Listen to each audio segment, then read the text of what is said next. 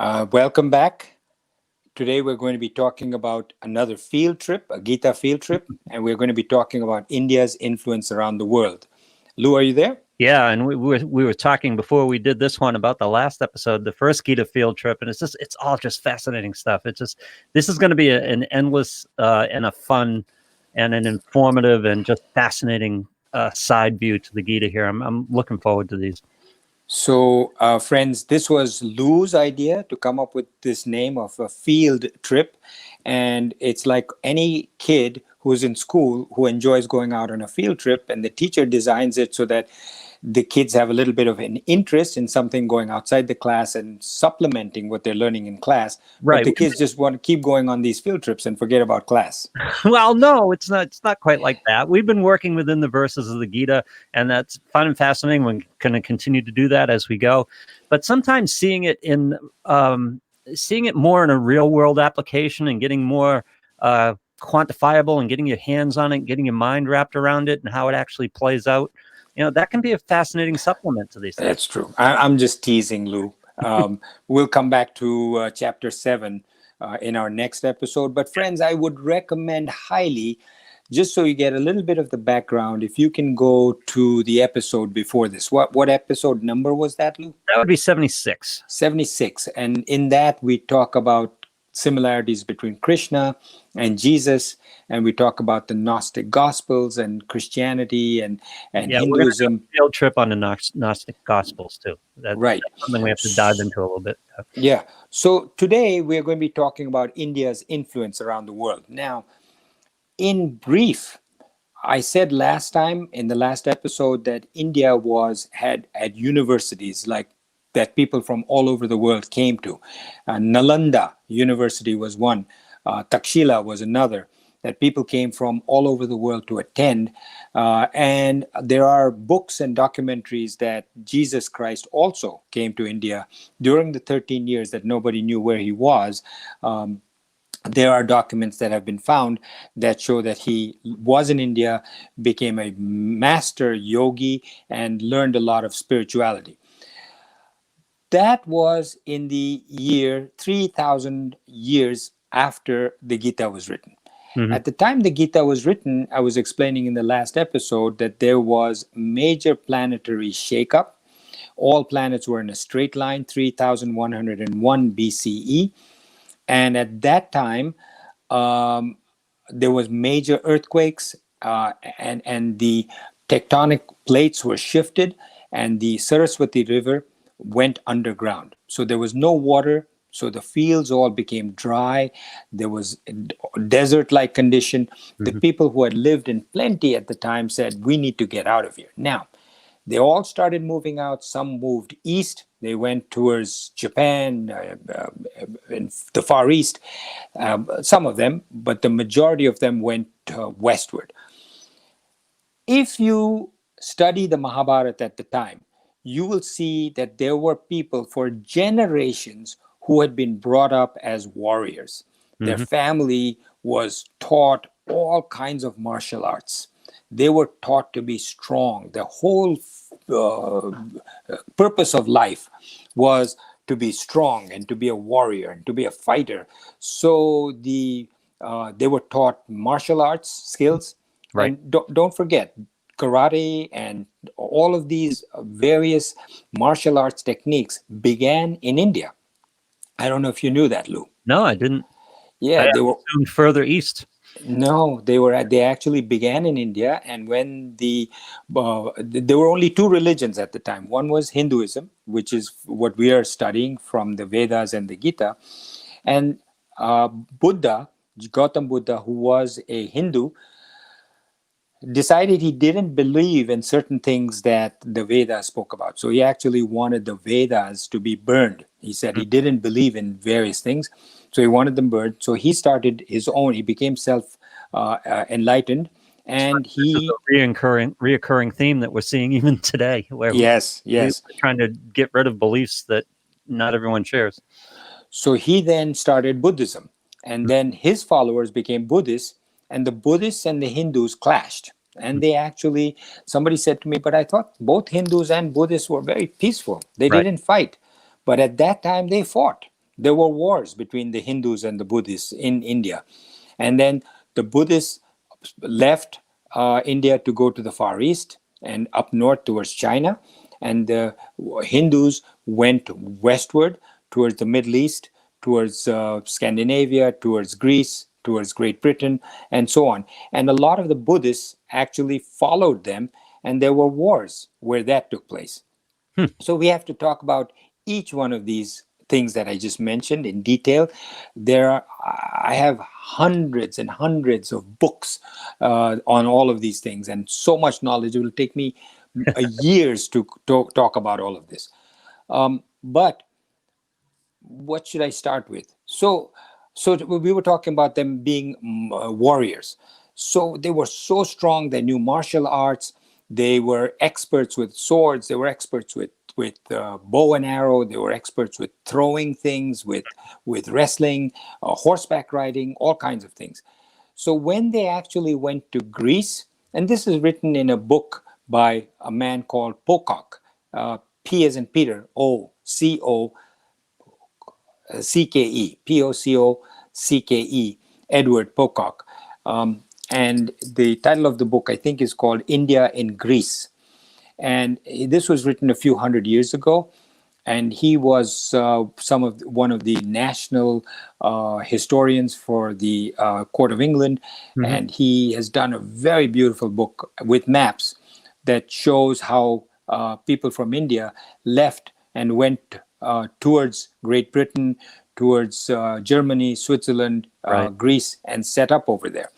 And when they set up over there, and you'll see that they took their names from India and the areas where and they formed those same exact places in Greece. And one of the things they did was to form these Olympics. And he goes through the history of how the word Olympus came about. And that's a long story about Olympus, but it started with their hometown in India. And why Olympus? And so they called it Mount Olympus. And then they, just like in India, wanted to wrestle each other and fight each other and see who was the fastest horse person. Yeah. So they formed the Olympic Games. And the whole book is fascinating. I can talk for years about that. But let me also quickly, I think last time... I'm sorry. So Mount Olympus is drawn from the same derivation, right? Yeah. And so Mount Olympus is the foundation of Greek mythology. Yes. So, Yes. Yeah. So there must be all kinds of influence in Greek mythology as well. Yeah, it's based, a lot of it is based on their origins from India. Yeah. So just as you're going to keep drawing me in and in, Lou, this is fine. This is an area of great interest and fascination for me. And as you can see, friends, this is not something that I've written down and prepared, but it's fascinating to me. I just hope I don't take too much of your time. But there was a tribe, one of the tribes of these warriors were called the Bhils. Mhm. B-H-I-L, B as in boy, H-I-L, Bhil. And they were fierce warriors. And the chief of any tribe or country was in India known as Pos, P-O-S, or Pes, P-E-S, or P-I-S, Pis. So the chief of the Bhils was called the Bhil Pos. Bhil Pos was the chief of the Bhils. Now he was a warrior that was the strongest, best in all of the Bhils, and the Bhils were such phenomenal warriors that when he went into Greece and they settled down there, Pocock gives a great explanation of why the pronunciations changed. But Bilpos then became Philippos. So if you know Philippos, Philip was the father of Alexander, right? So Philippos, that was how he was known in Greece. Philippos, and they said Philippos was from Hammon, Hammon. Mhm. Hammon is another place in India. And so Philippos or Bilpos of Hammon became Philippos of Hammon. And when Alexander was born, he was born in a family of Bil warriors. And he got the best education as the best warrior. Did you see this movie with, what is it? Not Tom Cruise, the other guy, called Troy. Is a Oh yeah. phenomenal. Yeah, you Yep. see him, the blonde guy. What's his name of the actor? Brad Delp. Brad Pitt. Brad Pitt, right? Yeah. Brad Pitt. Brad Delp. Brad Pitt. Yeah, Yeah. yeah. Yeah. They show him as the phenomenal warrior, and Bill and the Bills, all of the Bills, as well as Alexander, were phenomenal warriors. And so when Alexander died, they put him in a coffin, and Alexander and Philip, they had swastikas all over their swords and their shields and Hindu mythology across various things. So if you see these photographs, and I have them, these photographs of these various things, you can probably look it up online. So what was your question? Oh, the Greeks, you said, they have a lot of their mythologies based. Yeah, because they were originally from India. So there's probably a lot of correlations between Greek mythological beings, and the Gita and the scriptures. Yeah. So, like for instance, the god is known as Hari, right? We keep talking about Krishna being Hari, Hari. Mhm. And in Britain, there was, in India, they say Hari Hari. Hari Hari is there, like somebody has a bath and he's coming out and he's purified himself. He says Hari Hari. Mhm. So the British then said hurrah, hurrah, or hooray, hooray. Hip hip hooray, hip hip hooray, hooray, hooray, came from Hari. And the Hari was a big name in Greece. And so the Kul, which is the family or clan, means Kul. The Pes or Pos of Hari's Kul was Hercules. So Hercules was the Yeah. head of the Kul of Hari. So, and all of this is made clear in the book by Pocock. So it's fascinating to hear. But I won't. How much time have we used up already? We're 12 minutes in. 12 minutes. Yep. Let me quickly talk about Sweden and Norway, Yes. and then we'll talk about the days of the week, and then we'll continue next time, the next field trip. Sure. So I've read a lot about the where did these names come from, Norway and Sweden. Now, I've read articles that say Norway came from because it was north of Sweden. Norway is north, so Nor came from Norway. Norway came from the fact that it's north, or it's northward, or it's towards the North Star. I don't buy that because the original name of Norway is a British distortion of the name of Norway. The original Norway name is Norge, Norge. And the original name of Sweden is Sverige. If you go to any shipyard or a dock where you see these ships that come in from different countries, the Swedish ships are still known, marked Sverge, Sverige. Mhm. And the Norwegian ships are still marked Norge, Norge.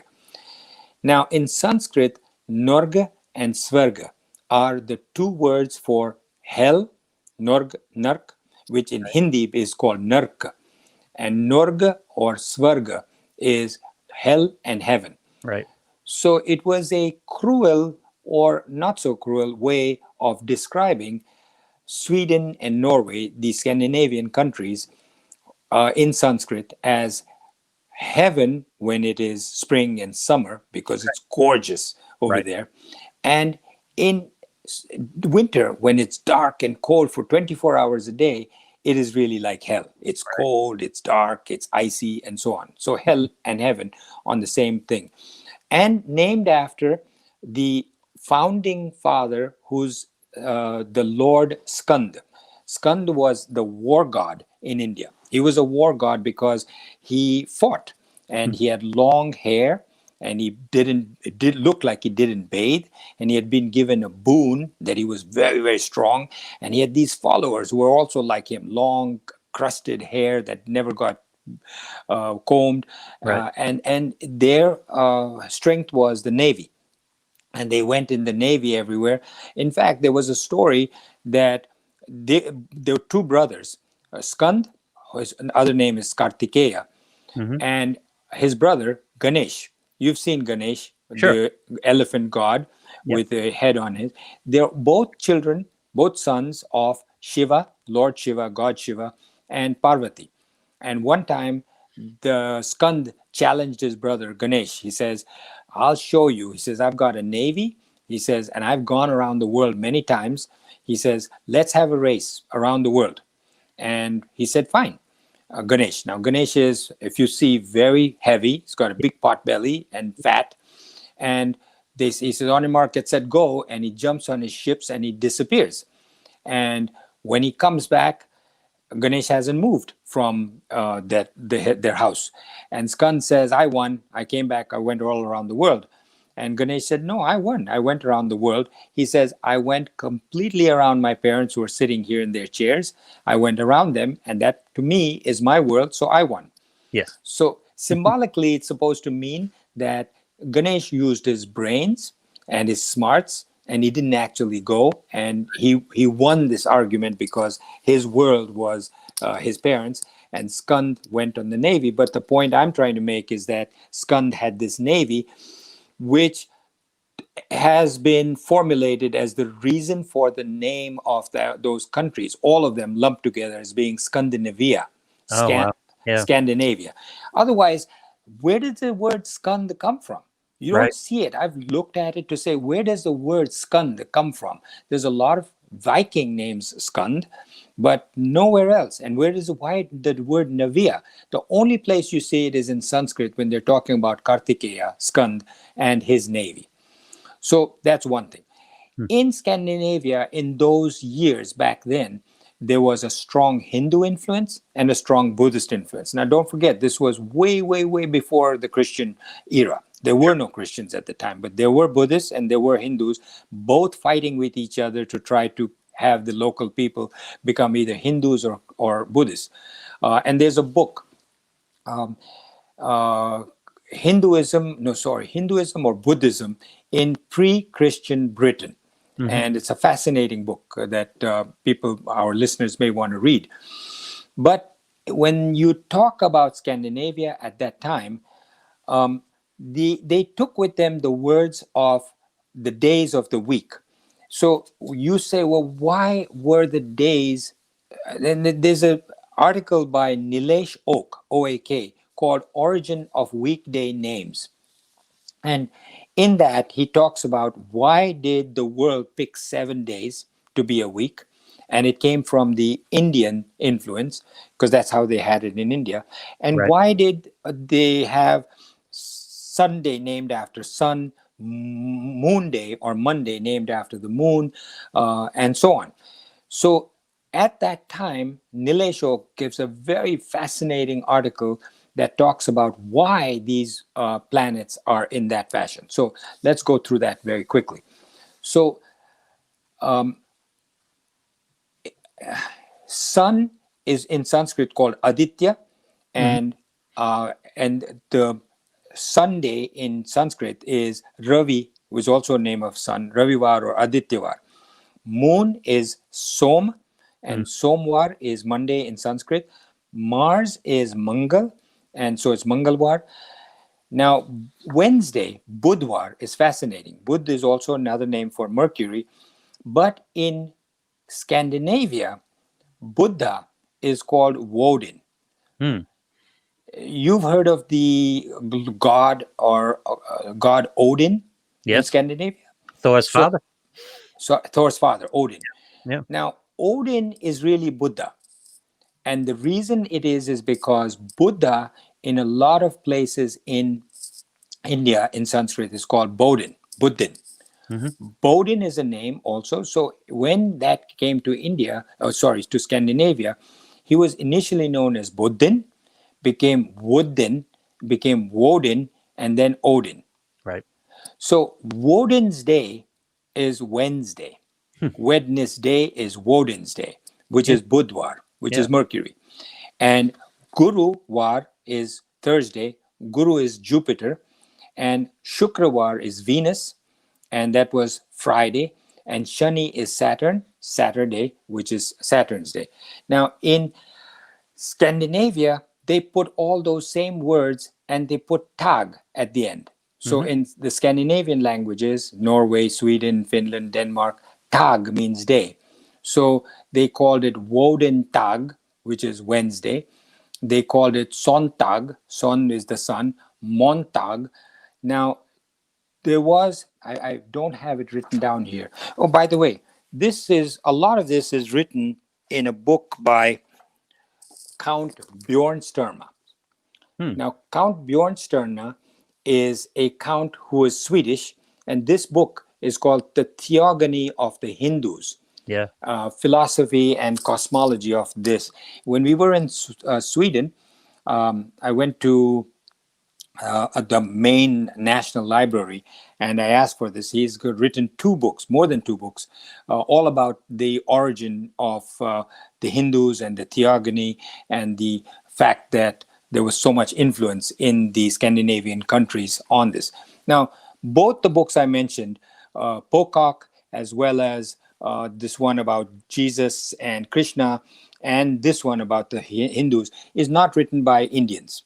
One is written by a Britisher, one is written by a Swede, and one is written by an American. So they're not pushing anything, they're just mentioning facts. So in the Scandinavian countries, each one of those names of Friday, Fry was a beautiful woman, so it was named Freitag. Wednesday was Wodenstag. Saturday was, I think, Saturtag. I'm not sure. But these were names of days that were influenced by the Sanskrit origins. The origins of their religion in those days, the initial sacred books that they have were called the Eddas. Now, people look to say, what are the Eddas? They're the remnants and little scraps that people wrote down having to do with the Vedas. But when my nephew went to Scandinavia on a business trip, I had told him this story, and he said, come on, get out of here, that's not.